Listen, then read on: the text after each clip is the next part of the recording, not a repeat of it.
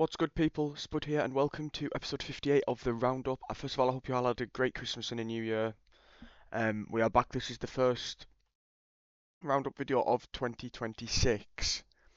Um, I have got another video uploaded today as well, so I haven't recorded that one yet, which is going to be my Life is Strange video. That will probably be out before this, because I'm probably going to schedule this for 6 p.m. So in today's episode, obviously, Slasher has retired from professional Call of Duty, meaning that Dash is now the oldest player in the league, which is crazy because he's not even old. Um, FaZe and LA Thieves have picked up substitute players from challengers. Will we see them in the league soon? We'll have to see. And of course, the main reason for this episode is we're going to be doing our predictions for the return of the matches after the Christmas break. Let's see what happens.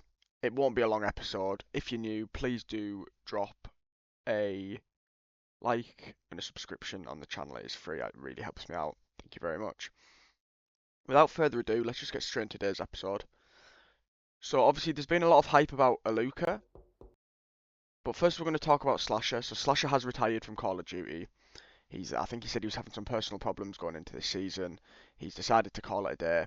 Royal Ravens have replaced him with Exceed. Now obviously Exceed has always been banging on that he deserved another chance in the league. Well, here it is. If he messes up this time, I don't think he'll ever be in the league again. I'm surprised he's got this opportunity, but he has had a couple of good years in challenges, so let's see how he does.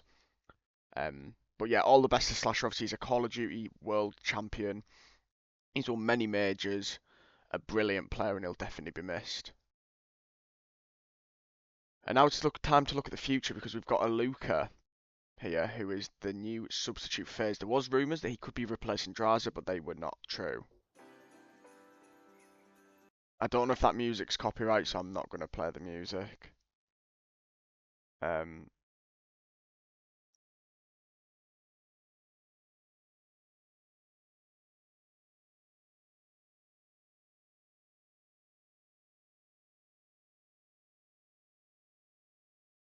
but ALLUKA here is going to be the new substitute player for FaZe. Let's see what happens with him. Obviously very highly rated in the Challengers scene this season. We'll have to see how he does at the Challengers Open in in Texas at Major One, because obviously he will be playing that event. So he is still on Ormit's team. They've obviously just signed him. He's currently on Ormit's Challengers team. That hasn't changed. Um, I like FaZe Vegas in terms of the branding. Yeah, it might not be, and obviously the pink. I quite like it. I'm interested to see how this guy does, but I think ALLUKA and NIUM, who we're also going to talk about, they've done the right thing not going for like a Royal Ravens or a Vancouver Surge, a team near the bottom. You know, I think being a sub on a team like this is, with how this is the most hype challenges has ever had in a long time this season. Obviously Bush coming in has helped. The Huntsman returning, players like ALLUKA, you know, people are watching the challenges scene a lot. I'm going to be covering challenges more, especially when it gets to the events like the lands. You will be getting like the major review shows will probably be an hour, 45 minutes an hour, which obviously we haven't really done episodes like that for a long time. They have got shorter. The reason I think they've got shorter is there's just less to talk about in certain aspects. I think as well. Uh, I think as well that it's like sometimes the topics I just don't have much of an interest in, so I just briefly talk about them. And obviously, when it was on the road to champs, like the 3 week gap between Major Four and champs, I really struggled to make content. Obviously, Attach's documentary had to be one of my episodes. You know, it is difficult sometimes, especially when I'm on my own. I think if I had a guest on or a co-host and we can debate stuff, it would be a bit easier. But obviously, I've done 58 episodes on my own, so it's fine. So the next player we're going to talk about is NIUM. Now he is on um he's joining the LA Thieves as a substitute. He's currently on the Huntsman Optic Challengers team. And obviously Methods, who is obviously a big part of the Challengers team, says this in a recent Optic podcast. They're going to play their elite matches which are tomorrow. We're entering a deal with Thieves that is a deal that they have access to NIUM up until shortly after Major One, if they choose to call him up. Yeah. So that's where we're at right now, and So with that, obviously he has officially joined as a substitute. I guess that the contract for him being a substitute is only until slightly after Major One, and then he'll be officially a Huntsman player again. He obviously is going to be doing the Huntsman elite stuff, the Challengers Open. But I just, unless Kenny has a bad Major One, I can't see this him actually playing on that roster. In my opinion, I can't see NIUM being in the LA Thieves. I think teams are trying to do a Mercules and look for like a beast in challengers, and I think sometimes that is just pretty difficult to do. Mercules was a once in a generational talent, in my opinion, anyway. But that's obviously me being a bit biased in this situation. Obviously, there's no uh, MVP ladder, Rookie of the Year ladder. Nothing's happened, as you'd expect, in terms of matches, because there hasn't been any. But like I did say, it's going to be a pretty short episode. So I do apologise on that. Might as well have been a roundup extra. I haven't done a roundup extra in ages. So obviously, if you're not aware of the roundup extra, here's a minute I can yap for. The roundup extra was a channel that I made for last season. I think we made 9 episodes. They're just 5-minute segments. I think I might bring them back going into 2026. Obviously, I know they didn't get very many views. It's not a problem. It was just one topic that we talk about for 5 minutes, and then the video ended. So like, we talked about Gentlemates a few times last season. We talked about Falcons, stuff like that. Um, Now obviously I do know a couple of people that watch the Call of Duty League as well. And one of them was talking about the whole NIUM LA Thieves situation and like how Thieves are playing this year, and they mentioned about Miami. Like, would they be able to play well against Miami? Well, obviously they don't have Real anymore, so I think they would. Um, but let's get into the predictions, people. So first of all, 2 games on a Friday is a disgrace. Let's just say that right here, right now. You return after a month break almost, and you give us 2 fucking games. And no offense to these teams, but we've got Falcons versus G2, Heretics versus Royal Ravens. What are we doing? Also, the slasher retirement was really, really recent. Why didn't they do this a month ago when Exceed could have had chance to scrim properly and practice with the team? Like, I think they're going to go into this a bit blind, where they could have obviously had a bit more solidarity going into the, not solidarity, solidity going into the Miami Heretics match. Well, we do our predictions anyway. So we start with Falcons versus G2. Obviously, Falcons had a rough start, but they brought it back last week. Last game week, sorry. I think this will be an interesting series, but I've got Falcons winning 3-1. I think if it goes to a game 5, G2 could win, but I'm going to go with 3-1 to the Falcons. I think they'll just be too strong in hard points. And then our other match is Miami Heretics versus Carolina Royal Ravens. And obviously, Royal Ravens, not a good start to the season. They've just had Slasher retire. I'm going to go with a 3-0 here to the Heretics. Sorry to the Royal Raven fans, if there is any. Um, Sorry, there was no need for that. I just can't see a situation where Miami Heretics do not win this series comfortably. I think with Super and Rencor, I just can't see Ravens being able to counter that. And then we have Saturday's games, and wow, what a start! An Optic FaZe first game on a Saturday. They're normally the last of the night ones. Well, I'm not complaining as a UK viewer, of course, because we normally get done over with the good games being on at the end. Oh, FaZe, it's going to be a close game regardless. Obviously, Optic struggled against FaZe in regular season for the last 2 years. Um, there's no denying that. But then when it mattered most, Optic did beat them. Obviously, like that Major 3 performance as well at, in MW3. was very impressive.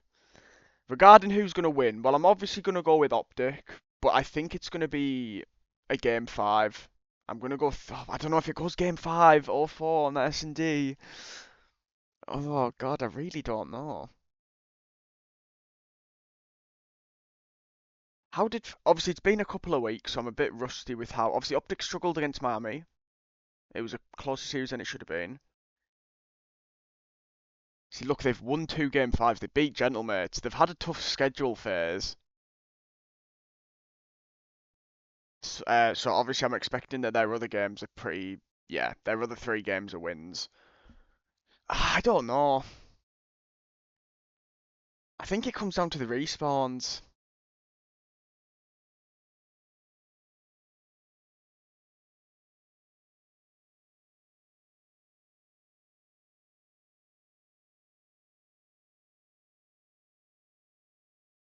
If we look here, they've lost 4 hard points out of 5.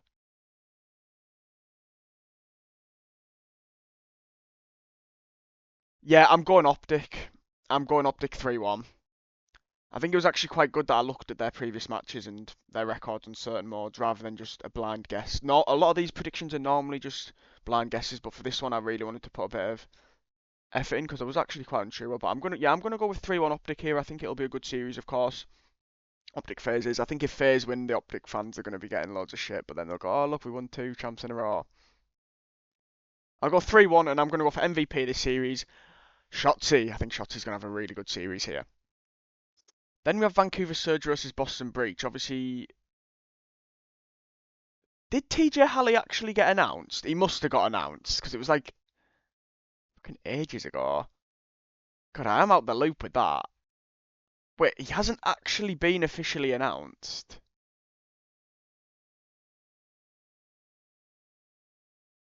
What? I mean, look at the odds. It's very Boston-sided. I'm going to go with Boston 3-1. I'm just really confused. TJ Halley hasn't actually been announced yet.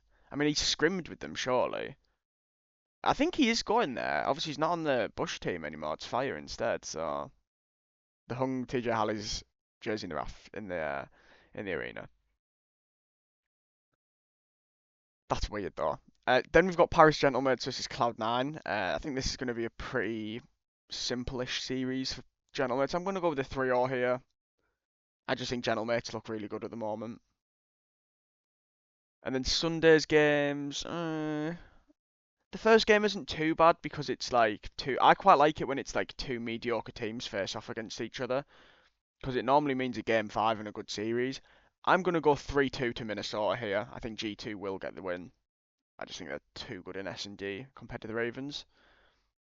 Then we have Surge versus Optic, 3-0 Optic. However, I would not be surprised if this is a close series because Optic always fucking do this against the shit teams. The final match of the week is a nice one though. Koi versus LA Thieves. Obviously, all eyes on Kenny. Can he can he perform? Obviously, with NIUM waiting. Close one this. I like this series. Optic Phase, Koi versus Thieves in the same weekend is very, very nice Call of Duty for an online split. Regarding result, I'm gonna go with. Again, this is one where I need to do a. Obviously, Thieves just got slammed in there by Gentlemates. Yeah. They beat Falcons and Fairs. Their Fairs series was good. So was their Falcons one. I'm gonna go. I'm gonna go 3-1 to Thieves, but I wouldn't. I wanted to go for Koi before I looked at that. I'm not gonna lie to you. I was gonna go Koi, but I'm gonna go Thieves 3-1. I think there's a couple of interesting games though this week. Wait, hang on. Next week is 2 games on the Friday as well, and the week after. Oh, that is fucking shit. At least we got Koi Gentlemates that week. What about the other 2 game week? Falcons Gentlemates, I guess, is alright, but yeah, that's so shit. That's really poor scheduling. They should have just started the season after Christmas and New Year. 2 game Fridays fucking suck. Genuinely. like I said, it was a short episode, guys. I actually don't know if the short episodes work because there's obviously less waffling.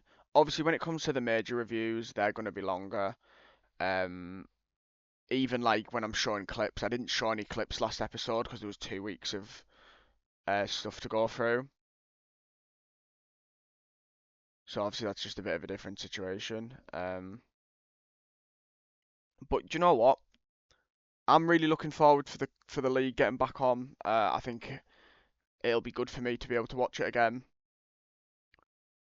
whilst I'm, I don't know, playing in the Zuma 11 Victory Road or doing stuff, you know. I will be missing potentially a couple of games one of the Fridays though, because I'm going to be going out for my birthday, so sad times for me. Not really, obviously. I can just watch the highlights. So yeah, regarding uploads, obviously I've got a Life is Strange video coming out today. I need to record it. Just some big news in the Life is Strange stuff. Um, After that, there won't be a video until Wednesday, which will obviously be looking back at this weekend's Call of Duty stuff, and then predictions for next week. Pretty straightforward.